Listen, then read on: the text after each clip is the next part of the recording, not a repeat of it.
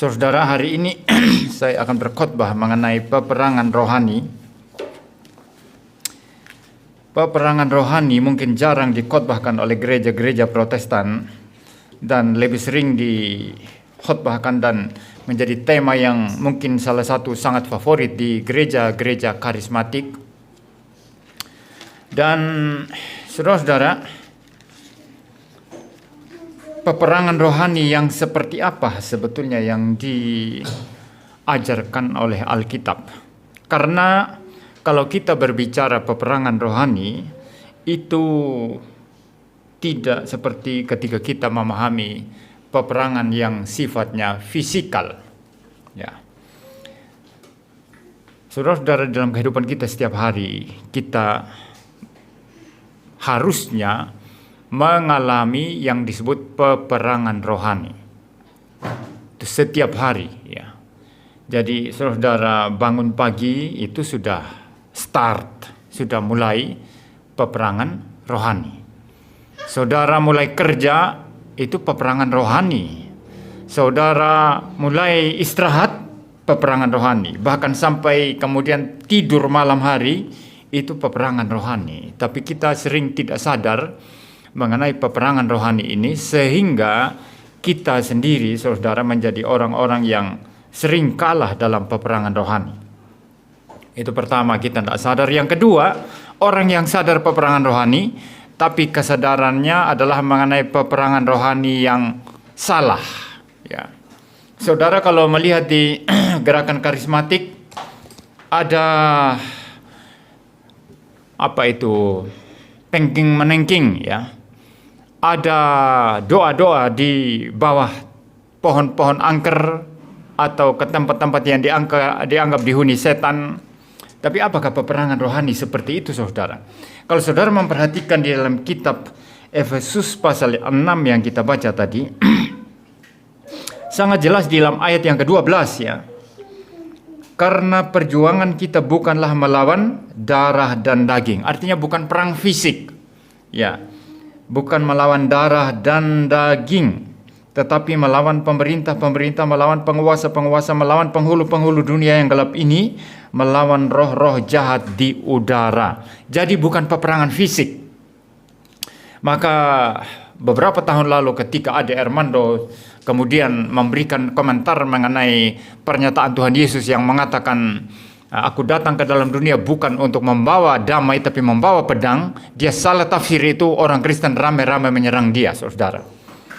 Dan setelah itu Ade Armando dipukuli oleh orang-orang, lalu ada orang-orang Kristen tertentu yang saya kira fundamentalis, ya, bukan orang Kristen kita, ya. Orang-orang Kristen fundamentalis dikait-kaitkan. Nah, karena dia salah tafsir ayat Alkitab, maka itu upah dari Tuhan. Dia dapat, ya, ganjaran dari Tuhan dia dapat. Ini mirip dan pihak sebelah juga, kan?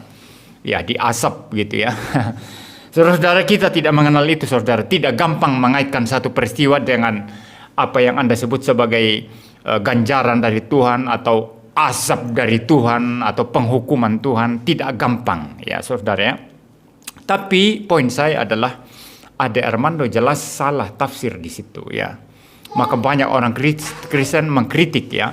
Seharusnya Ade Armando ini adalah teman orang Kristen, ya, sahabat orang Kristen, karena dia banyak berjuang membela hak-hak kaum minoritas termasuk Kristen. Tapi dalam poin ini dia salah, maka banyak orang Kristen yang serang. Ada satu lagi, saya sudah singgung dalam beberapa minggu lalu, ketika dia duduk berbincang-bincang dengan Kumaila. Kumaila ini naik daun sekarang, Kumaila Al-Hakimah, ya.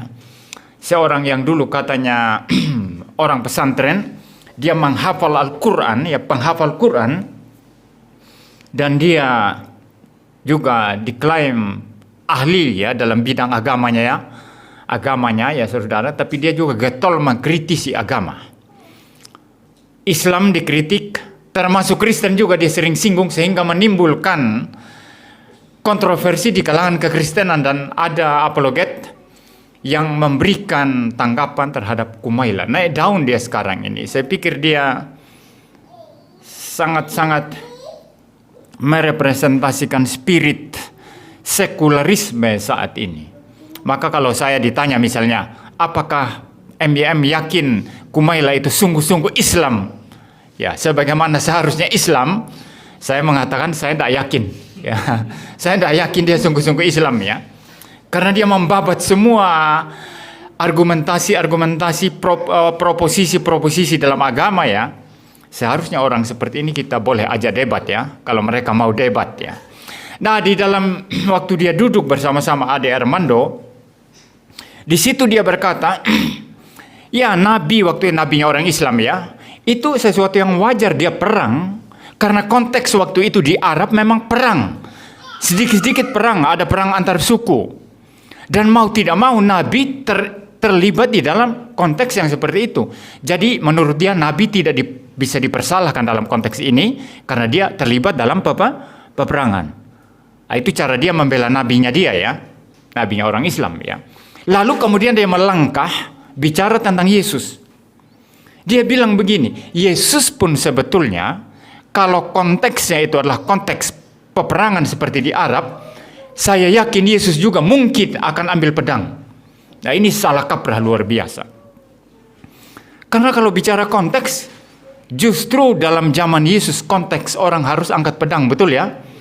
Orang Israel lagi dijajah oleh Romawi, mereka bangsa jajahan, harus bayar pajak kepada kaisar. Dalam konteks seperti ini, kalau ada seorang pemimpin yang berkarisma, yang punya kuasa yang bisa mengumpulkan banyak orang, maka perang itu sangat-sangat normal dalam situasi seperti itu. Mirip di Indonesia, sudah lama ditekan, dijajah oleh Belanda, dihisap kekayaannya. Muncul yang namanya Soekarno, memimpin Indonesia jadi merdeka. Nah, konteks Tuhan Yesus waktu itu, kalau memang Tuhan Yesus itu niatnya memang mau perang, mau angkat pedang, sangat mendukung konteks itu untuk perang. Maka Kumaila salah di sana, dia bilang konteksnya bukan konteks perang. Konteksnya memang perang, harus lawan Romawi waktu itu. Dan orang-orang dari gerakan orang Farisi tertentu yang radikal, termasuk misalnya orang Zelot dan lain sebagainya, mereka menginginkan angkat pedang lawan Romawi, dan mereka mengharapkan tunas Daud itu, yaitu Mesias yang akan datang, itu memimpin mereka dalam peperangan. Ya, saya pikir Yudas Iskariot mungkin mempunyai pikiran semacam itu terhadap Tuhan Yesus. Dan mungkin salah satu dia kecewa karena ternyata Tuhan Yesus memimpin dengan damai, bukan dengan pedang untuk melawan tentara Romawi.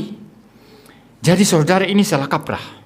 Salah kaprah. Jadi peperangan Kristen yang dikumandangkan oleh Tuhan Yesus bukan peperangan melawan darah dan daging.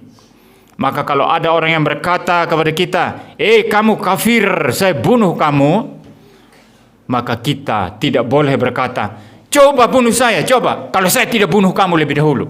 Tidak boleh, itu bukan Kristen, itu satanik. Ya, itu pekerjaan setan menurut orang Kristen. Karena bunuh-membunuh itu pekerjaan setan. Di Yohanes pasal 8 Tuhan Yesus berkata apa? Iblis adalah bapamu, dialah yang mau menjadi pembunuh manusia dari mulanya. Betul ya? Jadi saudara, peperangan Kristen bukan pedang, bukan darah dan daging. Berarti peperangan rohani, spiritual. Secara sederhana, kalau dia jahat, saya harus baik. 1000 kali dia jahat, 1000 kali saya baik. Kalau Anda, orang lain jahat 1000 kali dan saudara selalu baik 1000 kali, secara duniawi mungkin saudara kalah. Tapi secara rohani kita jadi pemenang. Paham ya? Ini peperangan rohani saudara. Ya, jadi itu salah paham ya.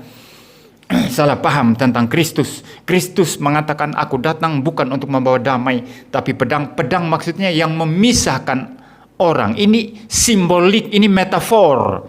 Yang memisahkan antara yang ikut Kristus, yang dipimpin oleh cinta kasih, dengan yang bukan ikut Kristus, yang dipimpin oleh kebencian, mengkafirkan orang dan mau bunuh orang. Itu maksudnya pedang. Kamu kalau anak Kristus, kamu dipimpin oleh cinta kasih, pengampunan yang terus menerus. Itu kekuatan kita. Kalau Anda hidup di dalamnya, Anda menang. Anda adalah pemenang. Ya, jadi saudara, bukan masalah pedang fisik ya. Lalu kesalahpahaman yang lain apa lagi saudara? Itu datang dari pihak karismatik. Perang thanking, itu peperangan rohani. Saudara-saudara, tadi malam saya diganggu setan dan saya thanking setannya. Setelah saya thanking setannya, baru saya bisa tidur.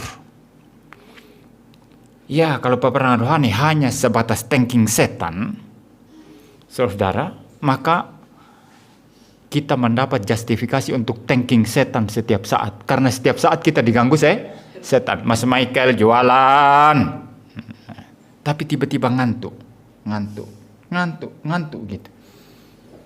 Ya, bagaimana ngantuk terus?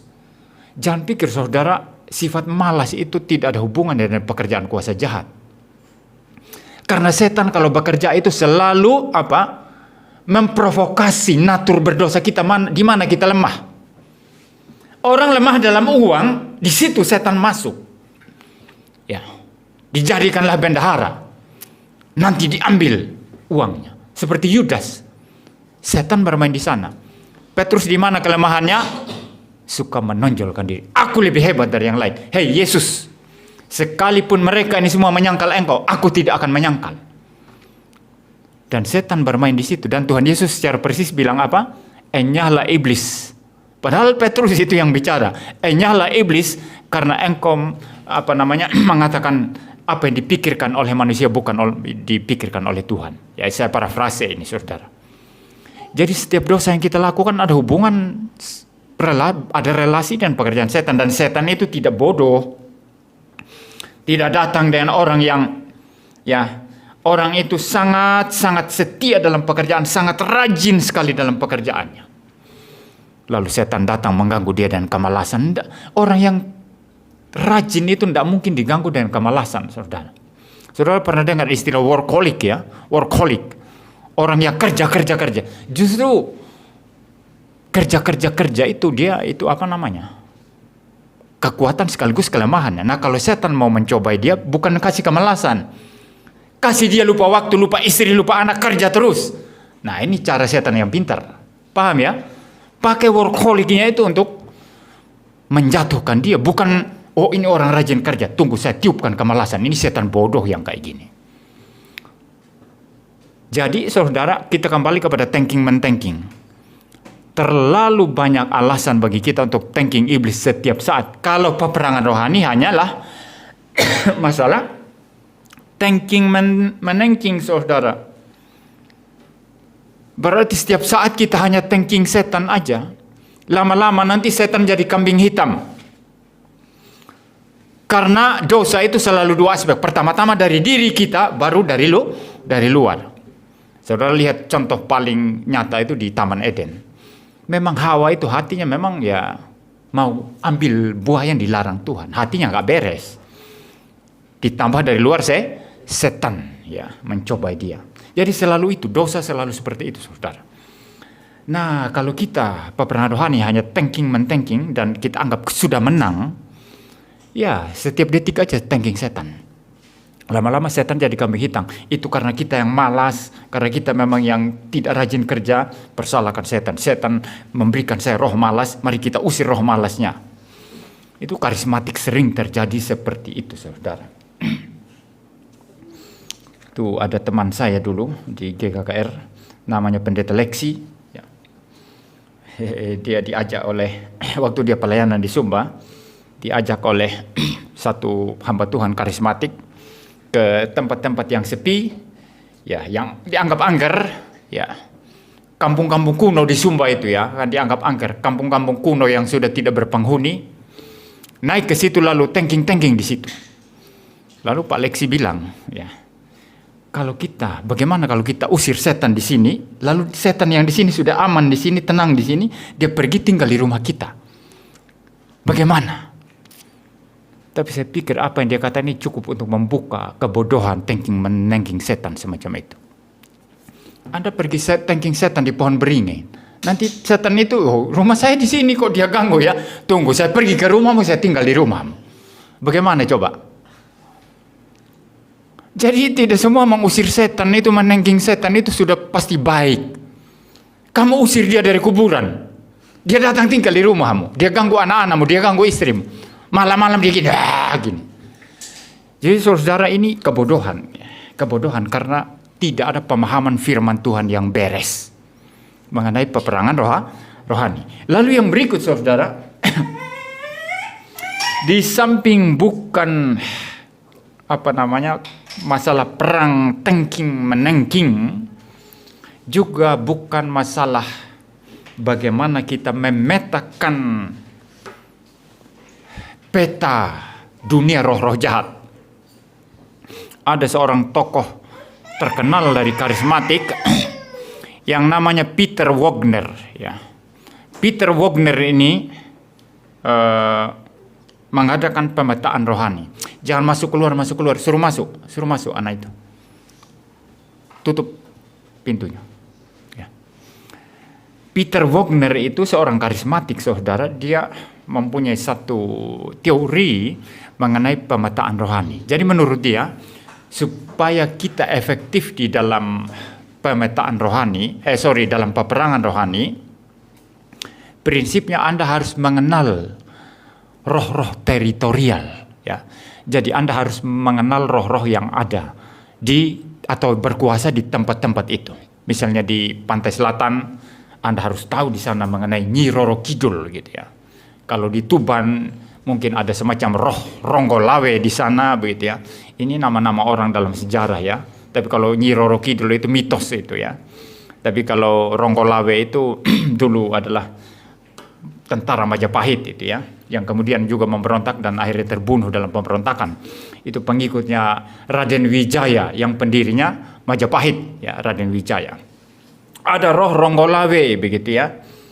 Ada roh Nambi, ya. Nambi ini juga tentara Majapahit, tentaranya Raden Wijaya, ya. Seperti itu.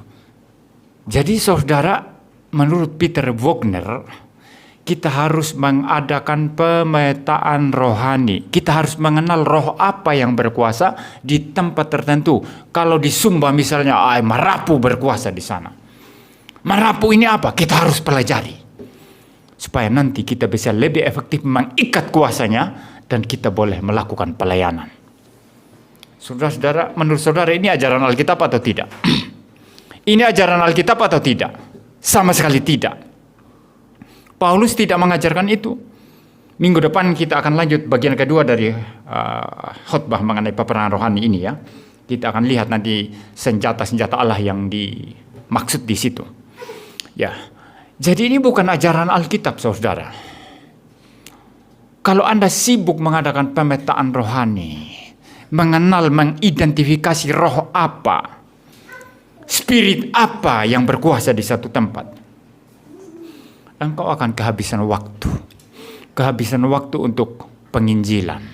Kehabisan waktu untuk mengajarkan firman Tuhan yang benar. Kehabisan waktu untuk segala macam, ya, segala sesuatu, hal-hal yang penting yang harusnya kita kerjakan atau kita lakukan. Dan ini sangat-sangat sesuatu pemborosan waktu, saudara, ya. Jadi peperangan rohani pun bukan semacam itu, saudara, ya. Bukan seperti itu. Anda tidak perlu mengenal setan. Apakah Alkitab mengatakan Anda harus mengenal setan? Anda harus mengenal roh-roh jahat supaya Anda lebih efektif dalam melayani? Tidak. Yang ku kehendaki adalah mengenal siapa? Kristus, kata Paulus. Dalam teologi reforma itu pengenalan akan Allah. Dalam bagian pertama institutnya Calvin, dikatanya yang paling penting adalah mengenal Allah, kemudian mengenal diri. Lalu Calvin berkata, cuma saya kalau ditanya mana yang harus lebih dahulu, mengenal Allah atau mengenal diri, bagi Calvin keduanya berjalan bersama-sama. Ketika saya mengenal Allah, semakin mengenal Allah, aku semakin mengenal diriku. Ketika aku semakin mengenal diriku, aku mengenal Allah juga. Semakin mengenal Allah. Jadi saudara, kita dituntut mengenal Allah, mengenal Kristus, menjadi serupa dengan Kristus, bukan berusaha mengidentifikasi roh-roh jahat, roh-roh di udara dengan alasan supaya kita lebih efektif memerangi mereka. Justru Kalau Anda sibuk dengan setan, bicara setan, identifikasi setan seperti yang dilakukan Daud Tony, maka saudara-saudara lama-lama dipakai setan. Ya, betul ya? Betul. Anda sibuk bicara setan, baca Alkitab. Yang dicari itu ayat tentang setan. Anda mengasihi Kristus atau tidak? Anda mengasihi firman Kristus untuk dilakukan atau tidak? Yang dipakai, wah, seluk-beluk setan. Cari tentang iblis. Pekerjaan iblis apa? Kekuasaan iblis seperti apa? Semua tentang setan saja. Secara tidak sadar Anda dipakai setan. Orang kalau dari mulutnya bicara setan terus, tentang setan, tidak ada Kristusnya, ya dia adalah hamba setan. Walaupun dia mengatakan saya melawan setan, tapi dia adalah hamba setan dan sudah diperalat oleh setan. Jadi kita tidak membutuhkan pemetaan rohani. Saya selalu berkata, selama setan tidak mengganggu secara frontal, sibuklah memberitakan Injil. Sibuklah berdebat supaya kebenaran itu muncul. Maka pekerjaan setan mengatakan, tidak usah debat-debat. Untuk apa debat? Tidak ada guna debat itu. Padahal di dalam perdebatan itu kita menyatakan kebenaran Kristus di dalamnya. Mirip juga orang yang berkata, tidak usah memberitakan Injil. Yang penting hidup baik saja. Kalau orang melihat kelakuanmu, orang mau jadi Kristen. Omong kosong. Orang jadi Kristen bukan karena kelakuan baik kita. Orang jadi Kristen karena pekerjaan Tuhan. Tapi kalau mau Roh Kudus bekerja kepada seseorang, harus ada pemberitaan Injil. Karena pemberitaan Injil bukan langsung suara dari langit. Suara Tuhan dari langit. Tidak ada itu. Pemberitaan Injil melalui mulut kita. Untuk itu kita diutus ke dalam dunia memberitakan Injil. Pergilah, jadikanlah semua bangsa muridku. Itu mandat penginjilan itu. Ya, jadi saudara memberitakan Injil. Sibuklah memberitakan Injil. Seperti saya sibuklah khotbah, sibuklah berdebat apapun itu. Ya, tidak ada perdebatan yang sia-sia saudara. Tuhan Yesus berdebat loh. Dengan banyaknya orang yang berteologi benar berdebat secara publik, ya, maka Injil secara publik yang benar itu juga dibicarakan. Selalu ada manfaatnya. Saudara, selalu ada manfaatnya.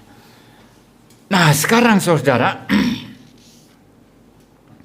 ketika kita sibuk melakukan hal yang baik, memberitakan Injil, mengajar, berdebat, dan melakukan segala sesuatu, maka setan bisa mengganggu. Kalau dia tidak mengganggu secara frontal, saudara tidak usah thinking, tidak perlu itu. Tapi kalau saudara merasa dia mengganggu secara frontal, di saat itulah saudara harus thinking. Kalau dia tidak mengganggu secara frontal, kita tidak perlu menengking. Ya. Nah, karena itu saudara, maka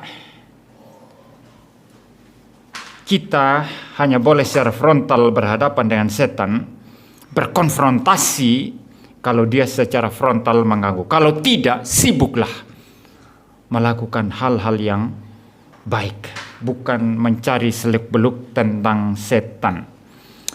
Lalu yang berikut saudara, kalau peperangan rohani itu bukan perang fisik. Peperangan rohani itu bukan thinking. Peperangan rohani itu bukan pemetaan rohani supaya mengenal setan, mengenal roh-roh teritorial. Lalu apa peperangan rohani itu saudara? Ada beberapa hal di sini. Yang pertama-tama itu berkaitan dengan tugas kita. Kalau saudara membaca ayat 13, saya akan membaca ayat 13 di pasal 6 tadi.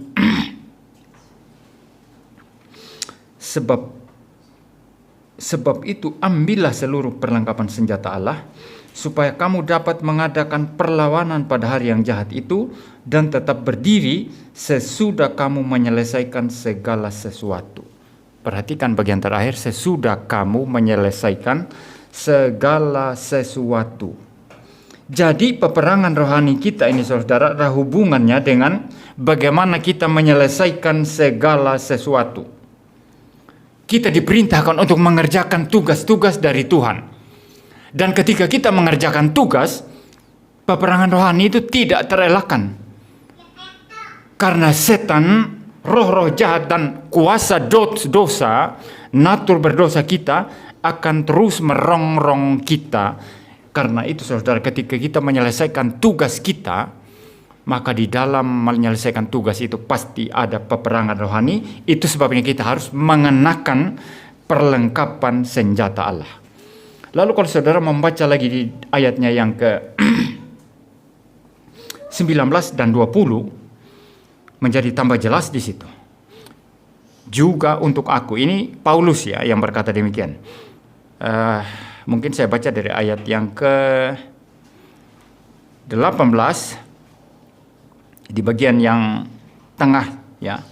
Berjaga-jagalah di dalam doamu itu dengan permohonan yang tak putus-putusnya untuk segala orang kudus, juga untuk aku, supaya kepadaku jika aku membuka mulutku dikaruniakan perkataan yang benar, agar dengan keberanian aku memberitakan rahasia Injil yang kulayani sebagai utusan yang dipenjarakan. Berdoalah supaya dengan keberanian aku menyatakannya sebagaimana seharusnya aku bicara. Paulus bicara pemberitaan Injil di sini. Jadi peperangan rohani itu apa? Pemberitaan Injil. Pemberitaan Injil, memberitakan Injil, jangan takut, itu peperangan rohani. Maka saudara lihat nanti banyak pendeta karismatik itu, wah, di gedungnya sendiri yang besar sekali dan jemaat yang besar sekali, dia wah seolah-olah berani sekali ya.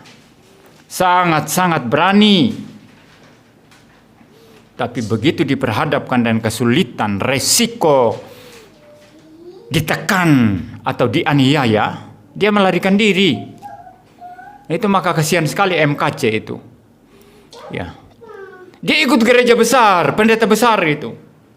Ya, pendeta besar itu mungkin tidak berrelasi secara langsung dengan dia, tapi pendeta-pendeta di bawah pendeta besar ini sering mengundang MKC itu. Ya, jadi orang kalau motif tidak beres itu seperti itu ya, karena dia terkenal sekarang lagi jadi pusat perhatian, diundang. Tapi begitu orang Islam melaporkan MKC, dimasukkan ke penjara, semua pendeta-pendeta itu lari itu. Mereka bersaksi di pengadilan justru memberatkan MKC. Kami tidak kenal dia katanya. Ya, bagi saya ini bajingan, saudara. Orang-orang seperti ini bajingan, saudara. Ya, tadi sama-sama ambil keuntungan dari orang itu, ya. Katakanlah Mas Firman ini kemudian jadi pembicara besar gitu ya, contoh ya.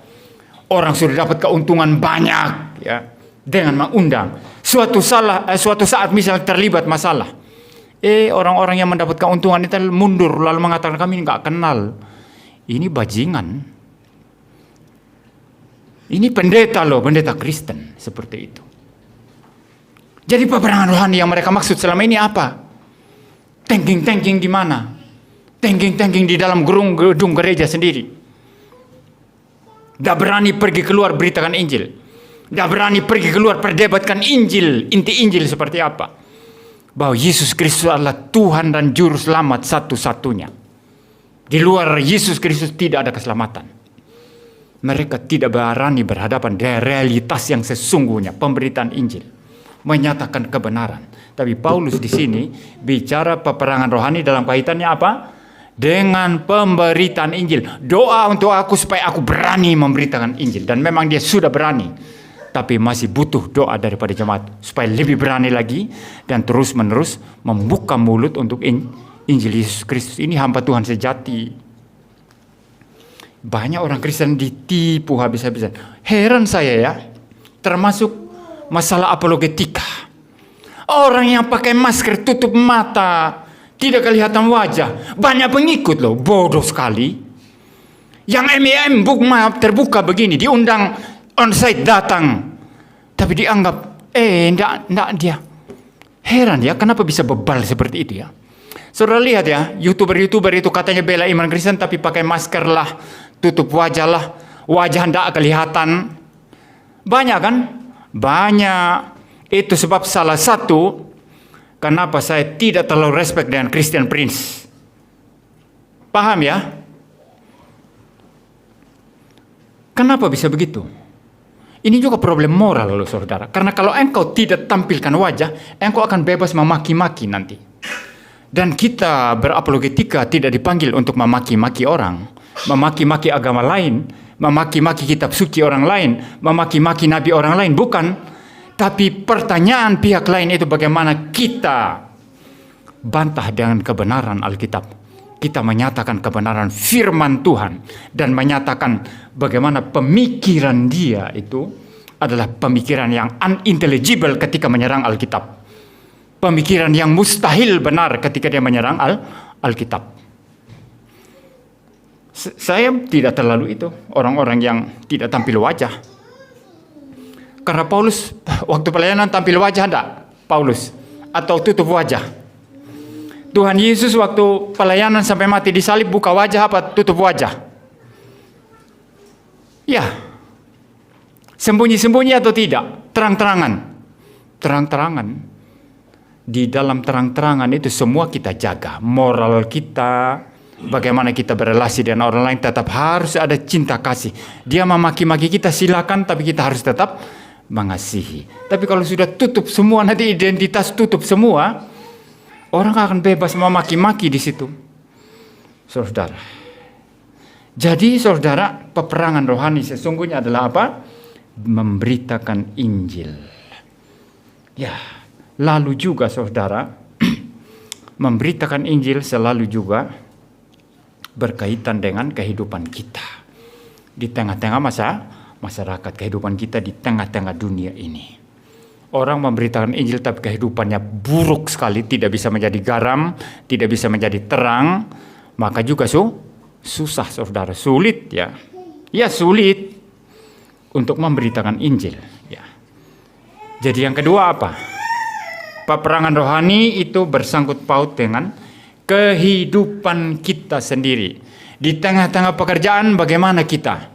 Kalau ada orang Kristen datang paling terlambat, pulang paling cepat, maka dia sudah kalah dalam peperangan rohani di situ. Ada orang Kristen dia kira, oh saya mau berpengaruh sekali. Ya, orang Kristen mau berpengaruh itu mulia sekali. Itu sesuatu yang sangat agung, sangat mulia. Karena memang kita dipanggil untuk berpengaruh, menjadi garam dan terang, artinya berpengaruh kepada dunia ini. Tapi mau berpengaruh, datang ke tempat kerja paling terlambat, pulang paling cepat, giliran ambil gaji, dia yang paling cepat datang ambil gaji. Ini Kristen macam apa? Sudah kalah, di situ aja sudah kalah saudara. Ya, tadi kita bicara etika makan ya. Ya. Itu semua ada nilainya itu. Kalau kita kalah dalam banyak hal, orang sana moral etik lebih tinggi dari kita, gimana kita boleh mengatakan saya mau berpengaruh pada dunia ini sebagai orang Kristen? Tidak bisa saudara. Tidak bisa. Ya. Sederhananya ya, dia penampilan lebih bersih. Kita penampilan jorok begitu ya. Ya mirip orang buka usaha ya. Satu buka restoran di sini, satu buka restoran di sini. Yang di sini bersih, pegawai-pegawainya bersih, ramah ketika menyambut pelanggan. Yang di sini jorok, pegawainya judes-judes semua. Mau makan apa? Saya kalau sudah gitu hilang selera makan, lebih tidak usah makan. Ya. Mau makan apa? Sampai main-main mata gitu. Makan apa? Ya. Ini sudah orang nggak mau makan itu, ya. Betul ya? Sudah nggak enak itu. Suasana hati, mood orang yang tadinya lapar mau makan udah mau muntah ya. Nah, orang Kristen secara tidak sadar seperti dalam kehidupan kita kan kita menyajikan sesuatu yang kita tawarkan kepada dunia untuk berpengaruh. Tapi kalau kita malah lebih buruk dari orang luar, maka kita sama sekali tidak akan berpengaruh. Dalam bidang pekerjaan kita asal-asalan, malas-malasan, dikasih satu tugas untuk kerja, hasil orang yang bukan pengikut Kristus jauh lebih berbobot, jauh lebih halus, lebih bagus. Yang punya Kristen kasar sendiri, tidak bagus ya, tidak berbobot. Ya orang bagaimana bisa melihat kehidupan kita lalu kemudian dipengaruhi oleh kita? Tidak mungkin itu. Tidak mungkin itu kita mempengaruhi, saudara ya. Jadi menjadi garam dan terang, memberikan pengaruh itu sangat mulia, tapi didukung oleh integritas kehidupan Kristen. Nah, ini ada kaitannya dengan mandat budaya. Berdasarkan pertama, pemberitaan Injil, mengajarkan firman Tuhan, termasuk saya katakan tadi juga berdebat, itu panggilan kita. Kedua, didukung oleh integritas hidup. Berdasarkan dua hal ini, maka kita setiap saat harus siap sedia, harus berdiri teguh. Itu artinya apa? Peperangan rohani itu mulai dari diri kita sendiri. Sebelum saya keluar memberitakan Injil, sebelum saya keluar berdebat, memperdebatkan kebenaran, sebelum saya keluar untuk mengajar, dan sebelum kehidupan saya dibaca oleh pihak luar, seberapa integritas hidup saya, maka peperangan itu kita harus menangkan ketika kita hidup dalam kehidupan praktis setiap hari. Contoh, bangun pagi, kopi dulu. Kopi mana gitu ya. Orang Kristen kan harus doa dulu ya. Entah doa berapa lama ya, doa dulu kan gitu ya. Bila perlu sambung dan membaca Alkitab. Tapi bangun pagi, kopi mana gitu ya. Kopi mana gitu ya. Sampai orang bule pun mengenal istilah ini, kopi mana gitu. Ya. Ada yang lain baca koran. Ada yang lain lihat-lihat, itu yang main saham itu lihat-lihat itu ya. Harga saham naik atau turun gitu ya. Ya sudah kalah itu. Lalu nanti saya mau lalu saksi di gereja, berdiri pakai ini lagi ya. Gagah lagi itu, pakai baju putih, dasi pakai jas. Mari kita saudara bersaksi kepada dunia ini. Yuk bangun pagi langsung urus saham. Bangun pagi langsung cari isi perut. Bangun pagi, ya langsung hal-hal lain. Ya anak muda sekarang, generasi Z dan di bawahnya itu, bangun pagi apa ya? Kalau generasi dulu, mungkin generasi zaman saya, bangun pagi apa? Cepat-cepat dia cuci muka. Dia ingin tampil keluar dari rumah itu dan muka yang itu. Cuci muka, gosok gigi gitu ya, itu bangun pagi. Tapi kalau sekarang enggak, bangun pagi. Ya. Lalu kemudian mau berpengaruh. Ya kalau saya ikut istilahnya Pak Tong ya rupamu ya mau berpengaruh.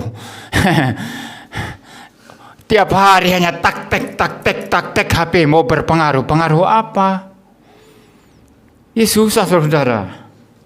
Maka peperangan rohani itu kuncinya dari diri kita. Sebelum kita bicara memberitakan Injil, pergi berdebat, berapologetika, mengajarkan kebenaran dengan tegas, dengan lurus di hadapan orang-orang tanpa kompromi, tanpa diatur uang, maka diri kita dulu, kehidupan kita bagaimana? Kita berdoa, kita baca Alkitab, kita tertib hidup rohani, ya. Kita setiap hari senantiasa menjalin hubungan yang hidup dengan Tuhan, ya. Itu kunci pertempuran rohani yang sesungguhnya. Jadi sebelum keluar apa? Memenangkan pertempuran di dalam kehidupan kita secara pribadi. Bacaan kita apa? Tontonan kita apa? Saya hari ini menonton itu orang bikin hutan-hutan buatan dan bikin aviari. Aviari itu kandang semacam kandang burung besar sekali, ada pohon-pohon, ada bikin kolam buatan, lalu burung-burung berterbangan di atasnya. Ada satu orang artis itu saudara, ternyata hatinya lebih mulia dari artis-artis lain. Kalau artis lain itu sudah kaya apa? Hei lihat mobil saya.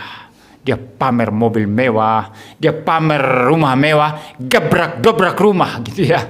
Apa istilahnya itu ya? Oh tunjukkan barang-barang mewahnya. Ya level dia memang hanya seperti itu. Tapi ada satu artis lain ditanya, kamu kok sukanya pohon, sukanya burung-burung, binatang. Dia bilang apa? Ya, kalau orang lain katanya, termasuk yang tanya juga itu kan sesama artis ya. Kalau kamu dan yang lain, ya kan sukanya mobil mewah, sukanya pamer-pamer rumah, harta. Kalau saya suka berada di tengah-tengah pohon, burung. Nah, ini orang lebih mulia, saudara. Itu salah satu panggilan mandat budaya. Kalau tidak ada dosa sebetulnya dalam dunia ini, panggilan pekerjaan kita langsung berrelasi dengan alam ini, saudara. Mengelola alam, membudidayakan alam, menjadikan seluruh muka bumi ini menjadi taman Eden. Taman Eden yang diusahakan oleh Adam itu adalah taman percontohan, saudara.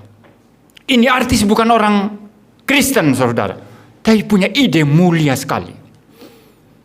Bagaimana burung-burung itu mereka hidup bebas. Tapi kita ini termasuk orang Kristen mungkin juga, ya. Gatal sekali tangan, tembak. Kalau Anda tembak burung di Belanda sudah tangkap, sudah diurus polisi itu. Di Belanda itu enak sekali, orang damai dengan alam. Hewan-hewan itu, burung-burung bebas itu. Bermain di danau, bermain di pohon-pohon, di alam. Tapi kalau kita di sini tembak burung, tembak itu. Nah, kita sendiri kembali kepada masalah karakter tadi, ya, peperangan rohani dalam kehidupan kita setiap hari. Kalau kita sendiri jiwanya masih begitu ya, jiwa harta, jiwa pamer baju batik lebih bagus siapa, Pak Pendeta MIM atau Pak Esra Soru begitu ya. Ya, belum sampai ke jiwa level artis yang saya ngomong tadi. Itu bukan yang tertinggi, itu level mencintai alam, bukan relasi pribadi dengan Tuhan itu yang paling tinggi. Kemudian kedua, bagaimana dengan sesama, mengasihi sesama, mengampuni sesama. Ketiga baru dengan alam. Tapi itu orang bukan Kristen itu sampai pada titik dia bagaimana mencintai alam. Ya, itu sudah level yang sangat ini. Nah, kalau kita belum sampai pada level ini lalu kita bilang saya mau berpengaruh, saya mau mengadakan gerakan agar dunia ini kenal Kristus. Tapi setelah itu kita, di Malang ini makanan paling enak di mana ya? Gitu ya. Ya, tidak salah saudara cari makanan paling enak, tidak salah. Tapi kalau hanya itu di pikirannya, di sudut-sudut Jakarta dia tahu tempat apapun yang paling enak makannya. Di gang-gang kecil dia tahu itu ada soto Madura atau soto apalah begitu yang enak. Apalagi kota lebih kecil Malang ini, dia tahu titik-titik mana makanan enak. Hanya itu yang dipikir. Ya saudara, bagaimana bisa berpengaruh? Saya jamin 1000% tidak mungkin berpengaruh. Tidak mungkin saudara. Jadi peperangan rohani itu dari diri kita. Saya tidak ekstrim menjadi fundamentalis ya, itu salah, jangan salah kaprah. Itu evangelikal lagi nanti ya. Dunia yang fana bukanlah rumah, bukan itu. Anda boleh menikmati makanan yang nikmat, yang enak, tapi kan ada porsinya. Maksud saya tadi kalau fokusnya hanya itu, lalu dengan bangganya bicara dari mimbar, kita berpengaruh kepada dunia. Omong kosong, 1000% itu omong kosong. Rumah dia lebih jelek dari rumah orang Kristen lain. Langsung minder, lalu berkata, mari kita berpengaruh. Uang rumahmu sendiri kamu tidak banggakan. Rumah milikmu sendiri, bukan punya orang. Memang dia lebih jelek dari orang lain. Tapi kamu tidak berani banggakan. Bagaimana bisa membanggakan Kristus? Betul ya? Ya, minder sendiri ya. Orang minder nggak mungkin berpengaruh, saudara. Ya, jadi saudara, itu peperangan rohani kita. Bukan sibuk thanking setan tiap saat, bukan. Bangun pagi seperti apa? Saya pilih baca Alkitab dulu, berdoa dulu, atau langsung ngopi. Langsung baca koran, langsung lihat saham. Pertempurannya di situ, saudara. Hari Minggu pagi, malas. Sudahlah, GGRI kan kebaktiannya cuma pagi hari. Sudahlah, pagi ini mungkin saya libur dulu, nanti sore aja ke gereja lain, yang ada gereja sorenya. Itu pertempuran rohani yang sesungguhnya. Pokoknya begitu bangun pagi langsung kita diperhadapkan pada pilihan-pilihan. Dan itu pertempuran rohani yang sesungguhnya. Itu pertempuran rohani yang sesungguhnya. jalan ramai, ada beberapa gadis cantik lewat. Itu pilihan saudara bagi laki-laki ya. Ya bagi perempuan juga mungkin ada perempuan yang mempunyai penyimpangan seksual ya. Berhenti dulu lihat. Ya gitu ya. Ketawa saudara ya. Ya lihat gitu ya. Peperangan rohani itu sesungguhnya ya seperti itu. Anda berhenti langsung lihat dulu begitu atau ya biarkan dia lewat ya, apa urusannya sama saya? Saya kan sudah punya istri di rumah. Dia kan bukan istri saya, biarkan dia lewat, apa urusannya sama saya? Saudara diperhadapkan pada pilihan-pilihan. Ya, betul kan? Pada pilihan-pilihan. Sama juga hamba Tuhan mau mempersiapkan khotbah. Peperangan rohani di mana itu? Anda mau betul-betul mempersiapkan khotbah supaya berkhotbah dengan betul-betul memberikan bobot atau berkhotbah biasa saja. Pilihan itu ada banyak orang ya persiapan khotbah ala kadarnya, tidak belajar, tidak baca buku. Pengetahuannya hanya mendek di situ saja. Semua itu peperangan rohani. Nah, kalau kita sukses di sini, saya yakin 1000% Anda pergi keluar memberitakan Injil, hasilnya beda. Anda pergi keluar mengadakan perdebatan-perdebatan apologetika, hasilnya beda. Anda pergi keluar mengajarkan firman Tuhan dengan berani tanpa kompromi dan doktrin-doktrin yang bidat, yang sesat, juga ada perbedaan di sana. Ya, saudara, saya pikir itu yang bisa saya sampaikan pada pagi hari ini, sehingga kita boleh memahami dan sungguh-sungguh peperangan rohani itu sesungguhnya apa.